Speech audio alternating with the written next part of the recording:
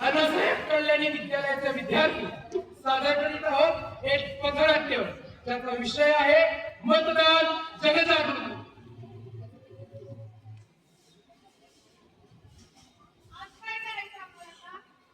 असं काय विचारताय? मतदान जनजागृती चला तर मग बघूया.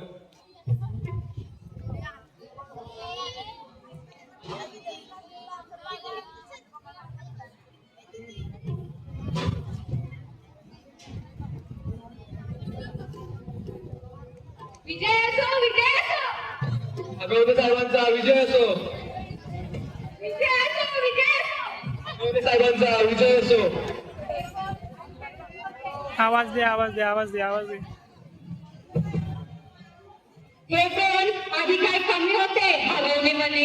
हे गुलाबराव हगवणे यंदाच्या निवडणुकीला उभे राहिले. आधी बोबडे येण्यात हलवणे. तसं नाही हो. यांनी काय केले गावासाठी? गावात रस्ते कोणा मिळाले? गावात नळ कोणा मिळाले? दुष्काळ कोणामुळे पडला?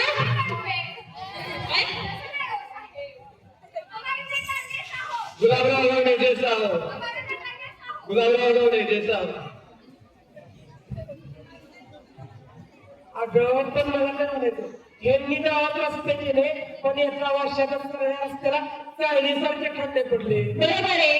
आणि घराघरात न आले पण त्या नळात तेवढं पाणी तरी कुठं येतं. दुष्काळ पडला, पैशांची मदत केली पण ती पण सगळी सरकारनंच खाल्ली. बरोबर आहे. माझ्या तर लक्षातच नव्हतं.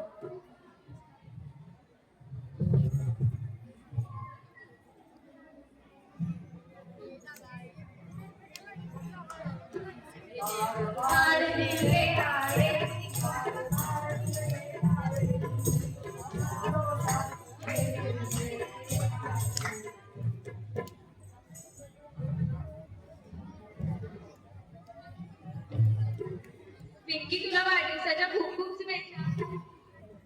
होय, माझ्या लाडक्या पत्नीला वाढदिवसाच्या खूप खूप शुभेच्छा. थँक्यू सो मच काका काकी. मी आता 18 वर्षाचे झाले. मला आता मोबाईल मिळणार. खूपच मजा येणार. अगं पिंके, तुला मोबाईल तर मिळालंच पण 18 वर्ष पूर्ण झाल्यानंतर तुला सर्वात महत्वाची जबाबदारी मिळणार आहे. ती कोणती? इंस्टाग्राम आणि स्नॅपचॅटवर अकाउंट खोलायची ना?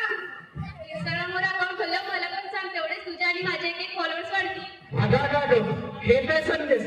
ही नव्हे तुझी महत्वाची जबाबदारी. 18 वर्ष पूर्ण झाल्यानंतर मतदान यादीत नाव नोंदणी करून प्रत्येक निवडणुकीला मतदान करणं ही तुझी सर्वात महत्वाची जबाबदारी आहे. बरं झालं काका, तुम्ही मला सांगितलं. दरवेळी आता मी मतदान करेन.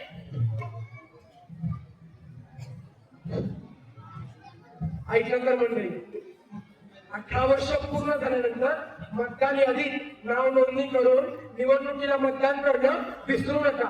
आपल्याला जर स्वतंत्र राहायचं असेल तर चांगला नेता निवडून देणं ही आपली जबाबदारी आहे.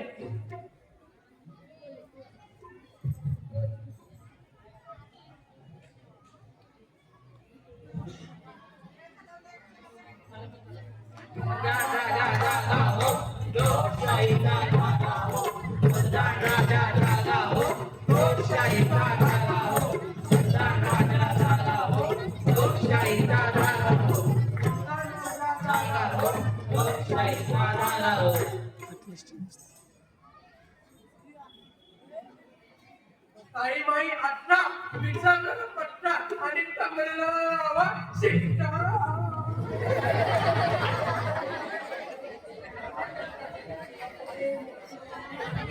या की एवढं पाठीचा कळत. अगं, माझं तर या डबऱ्यावर तुम्ही विश्वासच उडालाय. का बरं? म्हणजे ते कळण जातंय तिसऱ्याला. म्हणजे झाड लावायचं मधोमध झाड त्याला येणार काजू. होय, होय, काजू. आता तसं बिलकुल नाही होणार. तुम्ही जेव्हा वोटिंग मशीनवर मत देणार ना तेव्हा त्या मशीनच्या शेजारी व्हीव्हीपॅट नावाचं एक दुसरं मशीन सुद्धा आहे. तुम्ही मत दिल्यानंतर ते कुणाला दिलंय हे पाहण्यासाठी त्या व्हीव्हीपॅट मशीनचा तुम्ही 7 सेकंदासाठी वापर सुद्धा करू शकता.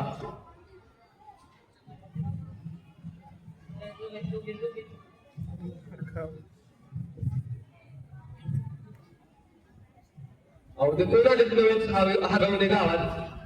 आधी बोबडे आणि आता हागवणे. मागच्या वेळी तर 2 मतांनी जिंकून आले.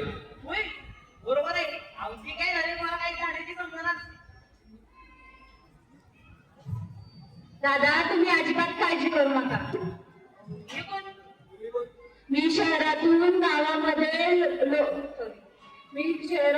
गावामध्ये मतदान जनजागृती करण्यासाठी आले आहे. ठीक आहे.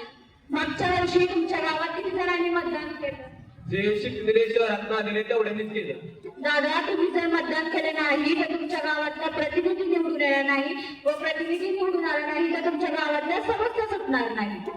बरं झालं ताई, तुम्ही आम्हाला सांगितले की आता आम्ही पण मतदान करत जाऊ.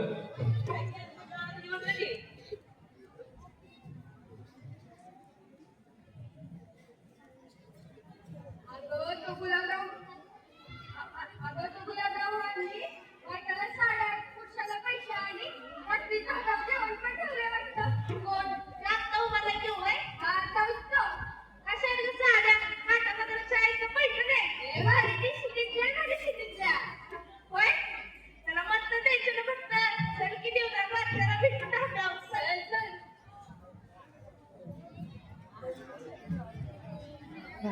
काय मस्ती.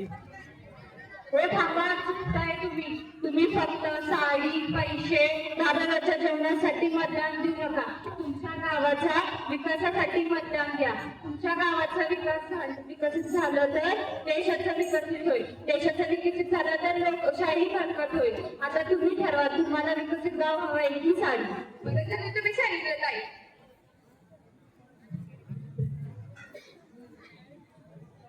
ऐका तिने सांगितलं ना ते अगदी बरोबर होतं.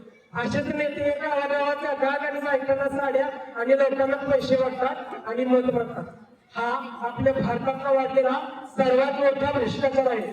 याला बळी पडू नका. तुमचं एक मत सुद्धा पुढचं भविष्य ठरवणार आहे. त्यामुळे तुमचं मत चांगल्या व्यक्तीलाच द्या.